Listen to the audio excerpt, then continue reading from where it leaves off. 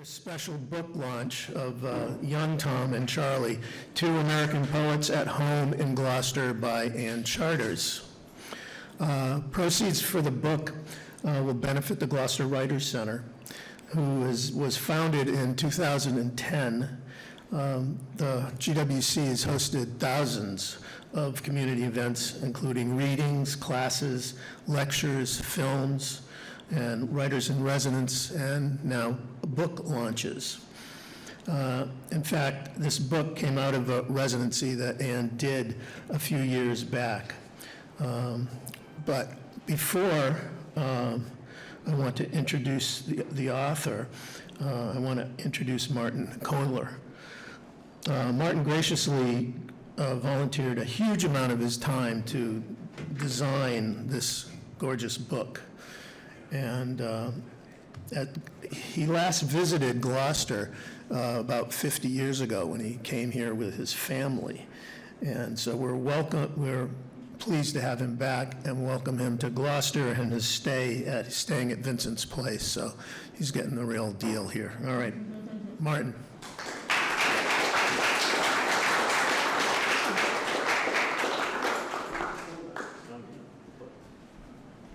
Good evening. I'm just going to say a few words, but I was incredibly pleased when Anne asked me to do this, because Anne is my oldest friend.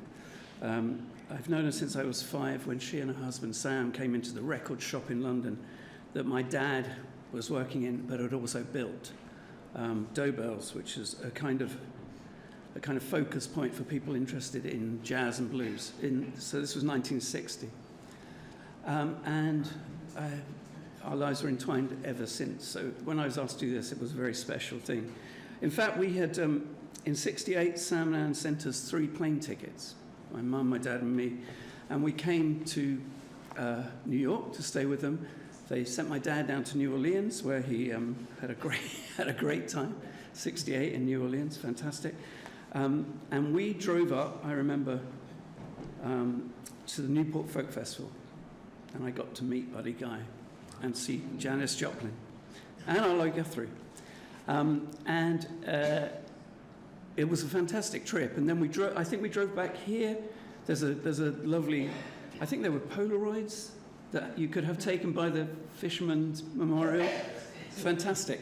So I have that still, that picture, pride of place.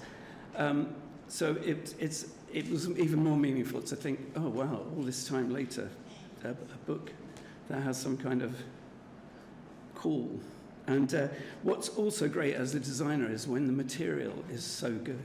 You know, the picture material is fantastic from things that Henry had found and from the University of Connecticut, amazing material. And there's nothing, it becomes very easy to design something when what you've got is really good and really strong.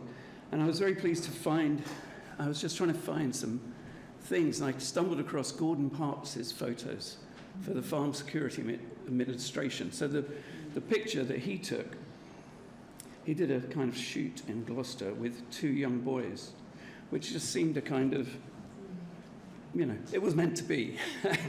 Not that we put on cover with the 2 young boys, but I thought that was such a nice thing. And Parks, of course, was you know, the first black photographer to really kind of make a national name for himself working for Vogue. But before that, he had worked for the Farm Security Administration. So that was a chance find, but really lovely. And there's another of his shots. And so it was a pleasure to work on the book. Henry was fantastic to work with. So was Annie. And I was really pleased to be able to do it. Very pleased to be here tonight. Thank you.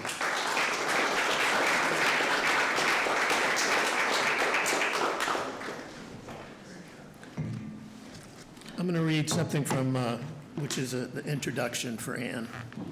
It's on page 89 of this book, where Anne writes, she received her BA from the University of California, Berkeley in 1957, earned her PhD from Columbia University in 1965.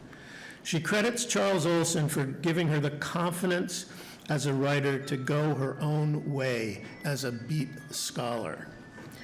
She's written 3 books about and with Charles Olson.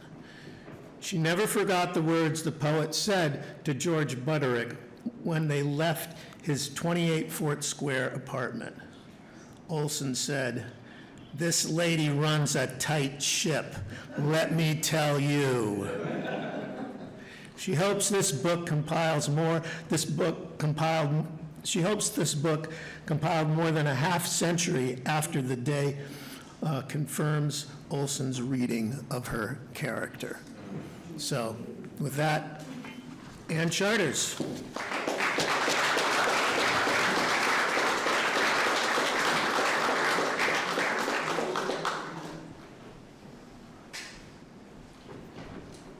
Thank you so much, Henry. That was a beautiful introduction, even if I wrote it myself. And I want to also thank Carolyn Mugar for letting me borrow her copies of the book that I'm going to refer to, including this one. How many of you in the audience have seen this book? Okay. How many of you have actually touched it? Good, good, good, good, good. Well, this is part of the reason that I wrote the little one, because I wanted to make Olson's poetry more available. Can you hear me in the back with the microphone? It works okay? Stay toward the mic, okay. I'm so happy to be here with my dear friends. I mean, as Martin just told you, and I hadn't thought about it myself, but yeah, I would be one of your oldest friends, because I met you when you were just in short pants. It was in 1960, and you were your mother's, and father's darling. And up to that point, I'd been married only a year, but I'd known my husband for a few years. I'd met him in Berkeley 6 years before, and I thought I'll never want to have children, never, because it was other things I had on my mind. But meeting Martin Collier, the charmer, set me in an entirely different path as a wife and to-be mother. So thank you, Martin. I really appreciate it. Henry didn't do quite the same number on me, but you're wonderful, Henry, for encouraging me to come and talk about Charles Olson at the Writers' Center. And it's the fact that we've had such a very good, strong, positive relationship, and I've enjoyed my time in Gloucester so much that I wanted to do a book to help the Writers' Center, and thought about this one. And this is the one that I hope continues to bring in some money. All the sales go to the Writers' Center. And I was very careful to do it in a way that we didn't have to pay permissions for everything. There are 6 poems by Charles Olson, and they are owned, as they should be, by the University of California Press from this book. But his archive is at the University of Connecticut, where I taught for many years, and I know the special archive collection librarians. And I said to Melissa Watersworth-Batt, who's one of them, "Well, you know a lot about Olson and permissions. How much would it cost to reprint some in a small book for the Writers' Center? And is it possible that, since it is not for personal benefit, the charge will be minimal?" And she said, "Well, according to the University of California Press, the arrangement is up to 6 poems are free." I said, 6 poems or 6 pages? I mean, I do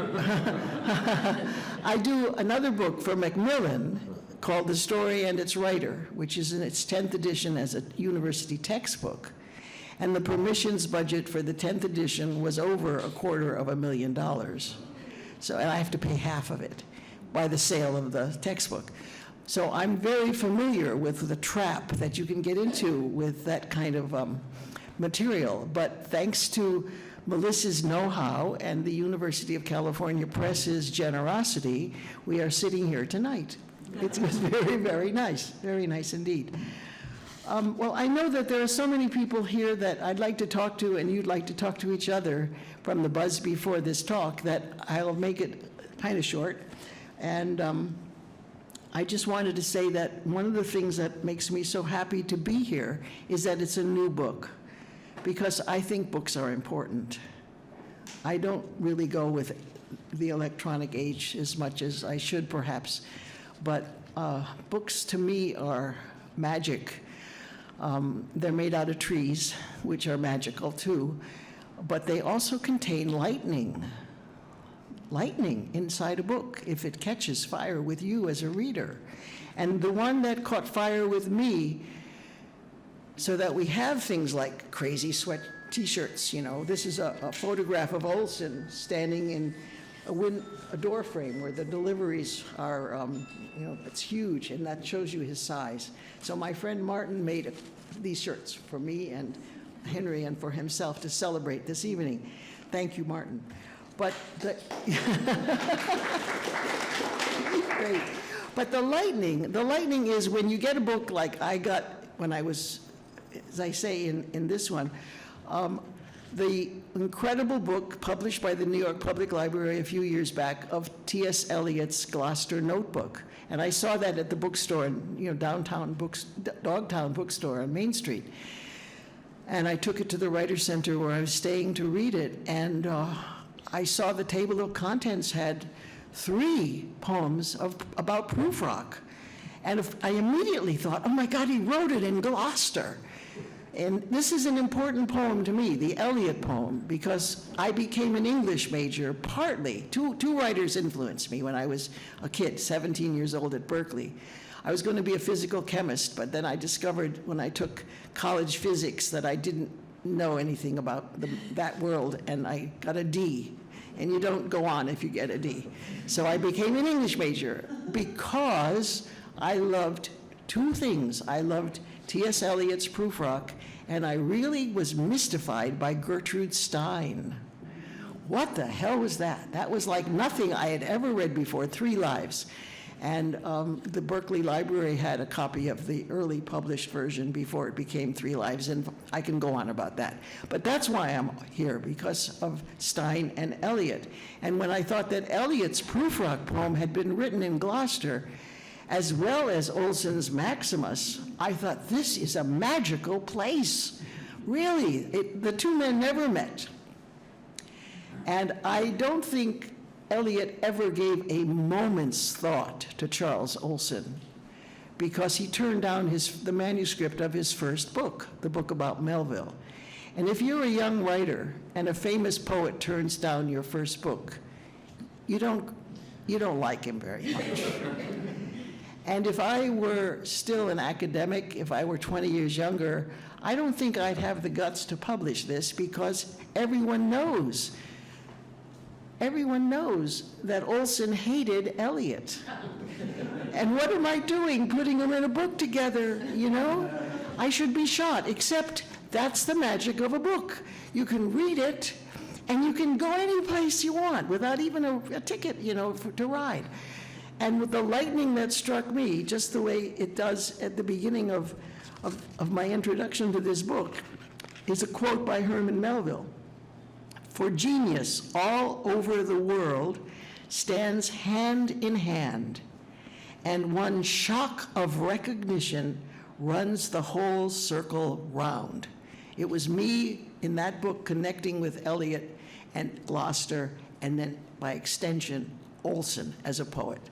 That was the lightning that struck me. That is in books, and it can be in any book and any person. It's the magic of a book, a physical book also, because you got to be able to hold it and go back and forth and blah, blah, blah.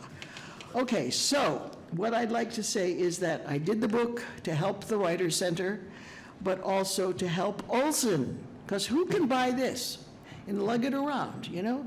And if you're a tourist, and there are tourists flocking to this place now. That wasn't true in '68 when I first met Olson. So I'm so aware that, like birds, they come, they go, you know, and they're here. So sell them a book where they can get deeper than, you know, a lobster roll into the city is really what I want. So someday this, I hope, will be in CAM and in the gift shop, and some teenager will page through it and say, hey, Mom, look at the pictures in this one. They're pretty good, you know? Thank you, Martin. That's what it's all about, you know? So salesmanship is is the purpose of this, to make Olson available. In his own time, he had friends like Robert Creeley, who did anthologies for major publishers, and there were lots of major anthologies with selections of Olson's poetry, so you could read him a lot of ways. But now those are out of print, like Grove Press collected, whatever. But the point is that they're not available, and you got to buy this if you're really interested in Olson to get a view of what he did for the city of Gloucester in this magnificent book. And I thought it was time to make it sort of a shorter intro possible, too. So that's for the people flocking to Gloucester. And the other reason I wrote it is for me, okay? I'm no longer teaching, I'm old. And I really felt that I could do whatever I wanted. I didn't have to worry about my department chairman reminding me that Olson hated Eliot, you know, what crap. So I said to myself, no, I'm going to do this because I am celebrating writers in Olson and Eliot's work, but I want to celebrate readers. Me, I'm a reader. I'm not a poet. I wish I were, but God made me me. And I really feel that readers can be as free in their reading as writers can be with their pens and their imaginations. So if I tell you that every time I read to the end of Prufrock, and I really feel that he's at the beach at the end of his dad's property, that's my right. I can think whatever I like about that poem and what it means. And I wanted to write a book, this is it, that said that. You know, like I really do feel Gloucester made a huge impression on young Tom.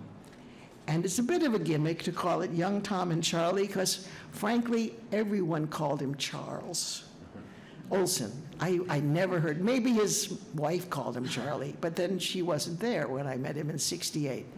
So it's a bit presumptuous of me. I'm sure his mother called him Charlie when he was as old as Martin when I met him, you know, 4 or 5. And that's when he started, Olson, coming to Gloucester, as you probably well know. So I thought, Young Tom and Charlie, 2 American poets. What? Of course, Eliot is a British poet because he took British nationality. But at 5 and 6 and at 19 or 20 when he wrote Prufrock, he was still an American. He didn't take citizenship until long afterwards, or several years afterwards. So he is an American poet when I think of him at the beach below the family home. And they felt themselves, as children certainly, at home in Gloucester. But it's more than children, because I know that Olson was here until the last months of his life. When he got too sick, really, he didn't know it, but he was dying of cancer of the liver. And he couldn't really function alone anymore. So he went to Connecticut, where his illness was diagnosed, and then he went to New York and died. So he was at home in Gloucester all the time, Charles Olson. And Eliot, okay, so he became a British citizen, but after his death, his widow made so much money from the income from cats using Eliot's poetry that she decided to buy the house here because he'd been her husband, whom she loved. This is the second wife, the good one. She really felt to honor his memory, she would buy the house that had made him so happy. And I love that story. Is it true? Who knows? But at least it's a story that I think led me to write this book, and that's all that matters to me at the moment. Okay, well, I can go on, and I urge you to look at it. You don't have to buy it. I'm sure it will be in the library eventually. And I really wanted mostly to say why it's important to read poetry, and then I'll shut up and you can ask me questions, or we can talk with each other. I think poetry is important, even though Olson's poetry is so difficult. It is.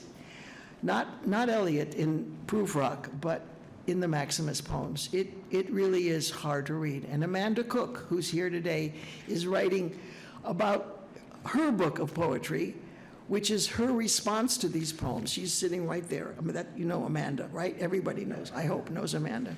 Wonderful poet. She's the one who is writing a commentary poem and about one of Olson's poems from a feminist point of view. But she's writing it from all kinds of points of view, not just that. And she, I think, as I read your poem, Amanda, is writing about race. True? Yeah. And you can find for yourself what you think things mean when you read a book. That's another reason why it's so marvelous and why readers are important. But the point is that poetry is important because it celebrates history. It connects us with a time beyond ourselves, our personal boundaries, and our personal limited times. And I, because of the connection to history, would like to read one poem from the volume. I was going to read two. I was going to end with Cole's Island. But it's a very mysterious poem, and it's about death. And frankly, I don't feel that in the room. So I don't want to end with Cole's Island. I just want to read one poem, and it's for the fishermen in Gloucester who made the city great. I included a poem about that, which I think is very interesting because Olson just took it from a published book. We talk so much about authorship and responsibility and stuff like that. And Olson, in this one, as I say in the introduction, the first letter on George's is what I'm going to read. It's very short. It's a prose poem, actually. And he actually took it from a book that was published during Victorian times, closer to the event. So there's authenticity, and it's in the language, and it's in the tone of the people who were the fishermen. And I think that's why Olson put it in here this way. So this is the poem. It's called The First Letter on George's, and it's my tribute to fishermen. Jim Dunn, it's for you. February night or August on George's, the seas are short, the rooms small. When the moon's fullest, the tidal currents set fastest. On the morning of February 14th, we started, and in 24 hours, we're over the rocky bottom of the southerly part of the bank. 100 sail were crowded in together, half a mile, and some a mile apart, hand lining where the cod spawn. The fishing and the weather were good for days. Remember, this is February. Although the cold was intense, we were at the rail sometimes a full hour without changing position. Then, if we got a halibut, the cook would bring up a pancake with plums in it to celebrate, and coffee. The vessel shifted its berth twice in the first week, each time drawing nearer to the body of the fleet. The fish were more plentiful, but with each move our concern grew, for we were all bunched up easterly of dreaded South Shoal. If the weather stayed fine, there was no danger, but if it came on a gale, and even one vessel dragged her anchor or chafed her cable and went adrift, we might all go. At sundown on the 24th, there was a sudden change. The clouds massed, and the rising wind roughened the seas. At 8 o'clock, the skipper was uneasy. He kept looking up at the sky and at the horizon. The wind had veered to the northeast and was increasing, and it began to snow, moderately at first, and then more. The skipper went forward to examine the cable and gave orders to play out 10 fathom. Our lights in the rigging had been lit since sundown, and the rest of the fleet could still be seen when the skipper, warning that the night would be a watch for all of us, advised those who could to get some sleep. We went below about 8:30. It was now about 11 o'clock. The wind was a gale. The snow came down spitefully, and the seas were so high we could do nothing but look up the sides of them.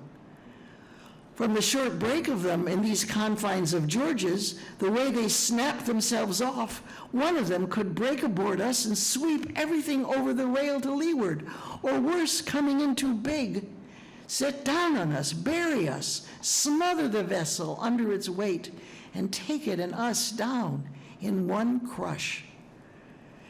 At midnight, the tide itself changed. set toward shoal water, and now the wind, the sea, and the tide were in one movement from the northeast, and the greatest strain was put on all the vessels trying to ride out the night. We were on deck to keep what lookout we could for the first vessel which might lose itself and drive on to us. The oldest hand aboard was at the cutlass with a hatchet, ready to cut the cable if paying it out wasn't fast enough to let the vessel by, and we had to go ourselves. The darkness had become impenetrable, and a more dismal light none of us ever passed. We longed for morning to dawn. Once in a while, the storm would lull for a little, and the snow not fall so thickly, and then we would see some of the lights of the fleet nearest us, but this was not often. During the night, a large vessel did pass quite near us. We could see her lights, also her spars and sails, as she was driven swiftly along. We trembled at the thought of what she might have done had she struck us.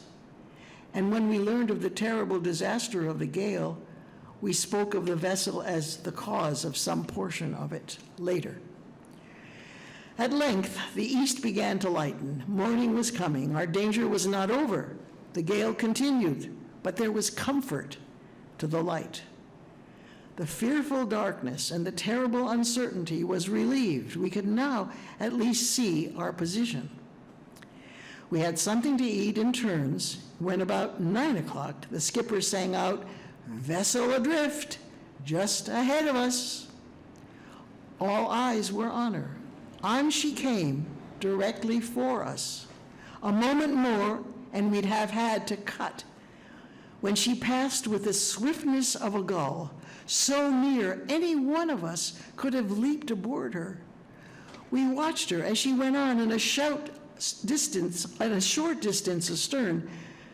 She struck one of the fleet, and we saw the waters close over both vessels almost instantly. As we looked, they both disappeared.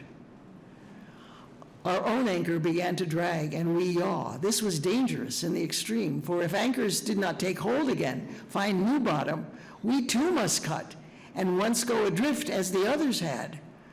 Fortunately, the anchors bit up, found holding ground, and we rode again in safety. All through the day of the 25th, we watched. 2 more vessels bore down on us, but went clear. We were saved. At sundown, the gale moderated, and the terror of it, which had swept so fearfully over Georges, was over. The next day, we were back at fishing. We fished through the week, had good fishing, and headed home. Eastern Point Light, when first sighted, looked good to us. But coming in by the fort, the crowds of people waiting there to see each vessel's name awoke it all again. Several came on board asking if we'd seen such and such a vessel since the gale. The town was in commotion. Such anxiety I hope never again to witness. The wharves were full of broken ships, and there was hardly a home which didn't have a loss. The gloom was general over the town for many days. 120 men had drowned that one night and day, and 15 vessels had gone down, all on Georges, the shoal of Georges, the north, west, and south. That's in here. Thank you.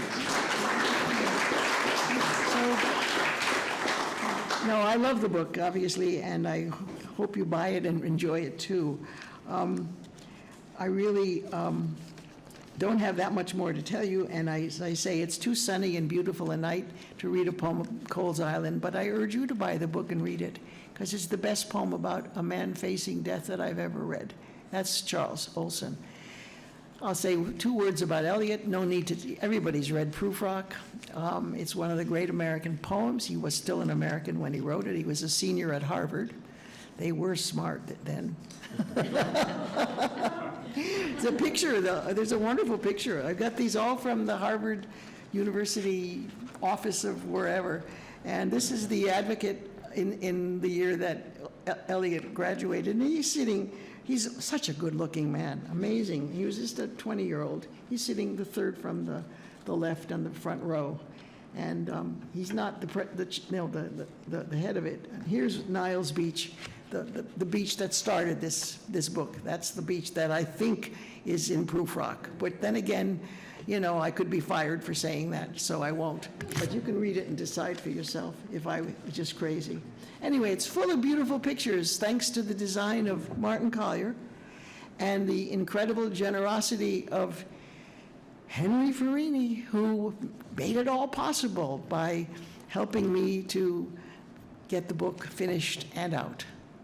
So thank you very much.